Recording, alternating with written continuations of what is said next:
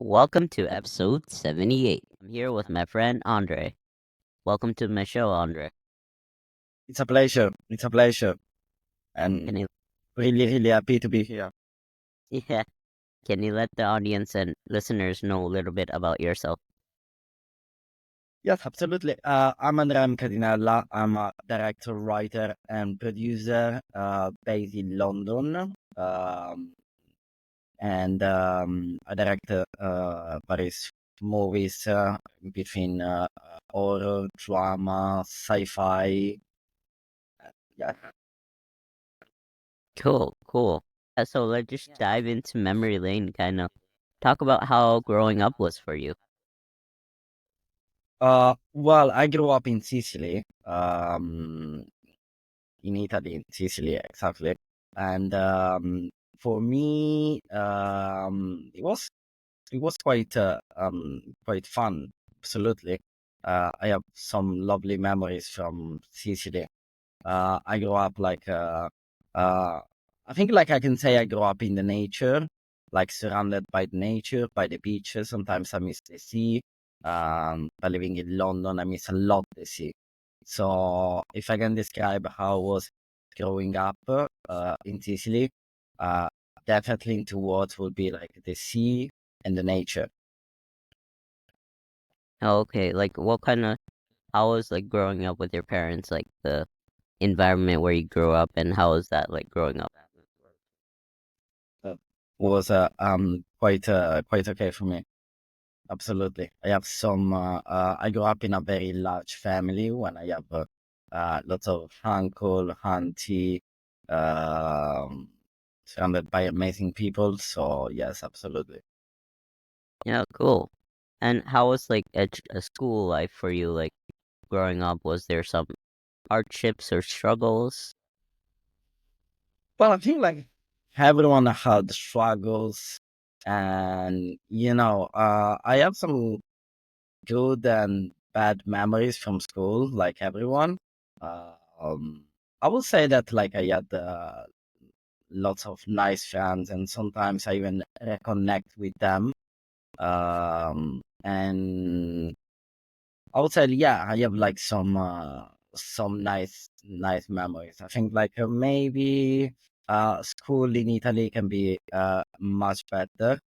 Can prepare you a little bit better for the society. So I think like Mm, maybe school in Italy needs a massive improvement, but definitely, I will say that I have some lovely memories. yeah. Can you share any of them? Uh, well, like I would say that like most of the memories are like with some friends of mine that, Okay. as I said, like we still connect and of some activities or like trips that we used to have. Nice. Nice. And then, so how was like high school, and how was like, how you started into your career? Did you know you wanted to be a director from? Oh yeah, absolutely. I always wanted to be a director, but I think like in high school, I studied theater as well. Tried, I studied a little bit of acting as well alongside the high school. Um, and I never like took when I was in Italy. I never took like directing very seriously as today that I do as a job. Um, and after school, I had different jobs. I was even like a financial advisor. I was working for insurance. I worked also in hospitality. And even when I was in high school, I studied languages um, as a primary subject and then moved to Spain. And when I came in London, I was studying business and management No, wow. and then studying alongside directing, producing, filmmaking in various film school. And from there, like I would say, I started really directing 3 years ago. started with like some small short film, commercials, music video, and then moved into bigger movies. So I Yeah, would say like I tried different things that I enjoyed at the time. Never like back in the days, I never took like directing of filmmaking. I used to work on some film set, but this is something that happened when I was in London, when I really started in London. yeah. How was like doing a lot of things and not knowing where to go? Was it a bit of a struggle at the beginning? Maybe I always wanted to do directing and always wanted to work in the film industry. Back in the days, I used to look at it as a struggle because I didn't have uh, many indication of where to go. But this allowed me to try different things and working on different environments, working in Italy, Spain, and a little bit around. And then when I became like, actually, if I can say like maybe mature enough, I decided this is what I wanted to do. And I went full on fulfilling what were my goals and my dreams. Oh wow. So was there some kind of limiting belief or some kind of hindrance that stopped you from reaching your dreams at the beginning, or you Oh, always? well, yeah. I mean, I didn't have many tools, and I had to work a lot.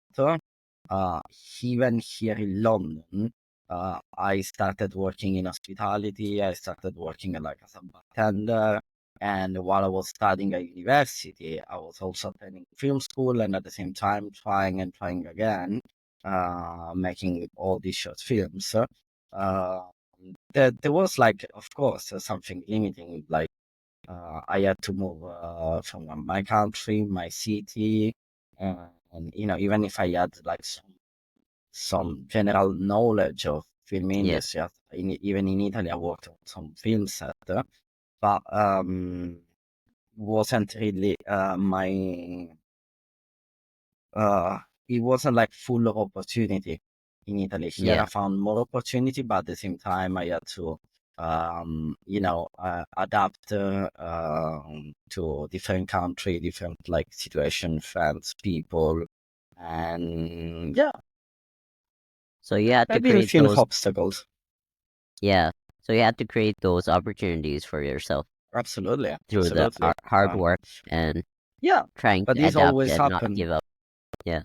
Exactly. No, these always happen even nowadays, even if like work has increased.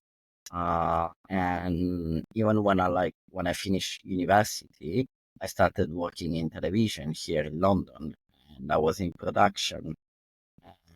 And then I decided to change and went into being a working director, and this came with lots of obstacles and challenges to face. What's the difference between a director and a working director? I think like working director is like I think like when you're directing, when you're like Oh, okay. wherever you're directing, you are already a director. Working director is someone who gets hired to direct, hired from studios, hired from production companies to direct from scripts. And this was like my goal 1 year ago, and which I think like it went well. What's one of the proudest film or something you have created? Uh, I'm happy with all my films. I don't Yeah. want. I never mention like I don't want to mention a title because I always say that like the proudest film, the film I'm more proud of, it would be the next one. Oh, okay. That's So I'm coming. happy with all of them. I mean, all of them they come with some things that I'm proud of, some mistakes. Uh, some like learning every movie comes with Yeah. some learning lessons, and that's why I always say like the film I'm more proud of that I made is the next one, and Oh, I think I will always give this answer. The next one meaning like the name of the film or the No, next no, no, project just or the next project. well, always the next. Well, and what was one of that movie that inspired or that made you wanna become a director? Was there a particular movie? Oh, there are like a few. I think like I have like a list of like 3 or 5 movies that I'm passionate and they inspired me a lot. Yeah, When I was a child. Um, I would say Indiana Jones first of yeah, all, for sure. and that's why I always have that part. Mm-hmm. Life is Beautiful, which is like an Italian movie that won 2 Oscars. Um, Okay. um, Other movies that inspire me, like I would say, if I can add also some uh, other film that inspired me. I think like I need to add some more title Yeah, to the list. Few of them. If I can add one of them, because like I have a list, there's like top 5, top 6 list of even yeah, recent movies. But the movie that inspired me are like mainly, yes, Indiana Jones, Life is Beautiful, and Django is one of them. yeah, yeah, Absolutely, even the old Django, not just the new one, and most of the old Italian spaghetti western. They definitely mm, inspired me. yeah, for So sure. yes, Yeah, movies is a definitely a big part of the culture these days as well. absolutely. Yeah. Any like challenges, struggles that you're having to overcome these days, or There's always a challenge and there's always a struggle. I mean, I would say that nowadays, the main struggle is time. yeah, Finding time and always, I think like having in general a tight schedule for everything, and yeah, even have less time for myself or for my friends, which I'm yeah, quite happy because like um, things are going really well.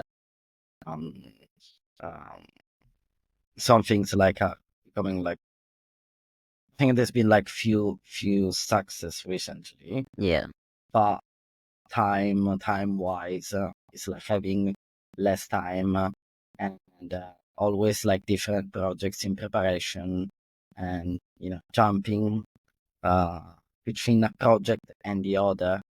So yeah, it's like it reduced the time. Also, like this is the main struggle. yeah. And what would you say to struggling artists or who want to become a director or any of them in the entertainment district? What would you say? Tip if you Uh, knew before, what would you say? hmm. I think like I can say two tips. One is like keep going. Yeah, Because like it may happen that in your path or your journey, you may lose opportunities, you may lose collaborators, but you will learn so more. So when things are not going as expected, it means like there's like that they are shifting. Things are shifting for and 99% of the time, it's like things are changing for the better. And yeah, because we tend to give up when we have the first obstacle, or like when things are not going the way that we planned or that we dreamed. But sometimes reality turns to be better of your dream. I always like think about a sentence that a friend, close friend of mine, and also my business coach used to say, which is like, if you really want something, everything you want, uh, if you really want something, you can get everything you want, but not in the way you expect it, which means like everything you want, it will come if you work for it, but it will never come the way you expected or the way you imagine. Sometimes not even with the same people you expected to have it. And The second one, maybe the second tip that I would add is to enjoy your failure, enjoy your mistakes. Life is full of failure, especially this industry, and you have to fail in order to succeed, which is true. You have to do mistakes in order to learn and change and improve and attract more. And I've seen plenty of people who are stuck at the same level just because they never like truly enjoyed their mistakes. Yeah, They never like they never understood. They never seen those mistakes as blessings on the road, as something that is normal, and or they just gave up or like they felt frustrated or demotivated, which is normal. Like even myself, I felt frustrated so many times, and it's just part of the process. It's just part of the evolution. It's like if you go to the gym, uh, you're not gonna have like a strong yeah, body after 2 days. It will take years and yeah. years. So that's that's what I will take. Amazing, amazing. And to end off our segment, what would you say being limitless is, and can you give me an example of that in your life? Hmm. Well, being limitless.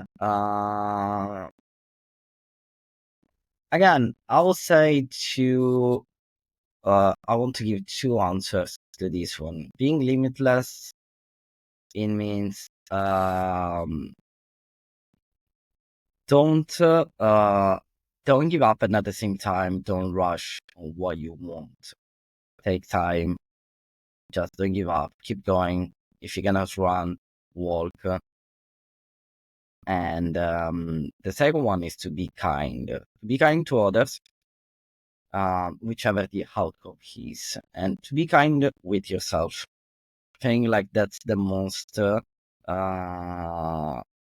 important thing for me that we can describe as being limitless. Because if you're kind with yourself, you also like accept your mistakes as part of the journey, and even all the challenges that you can face.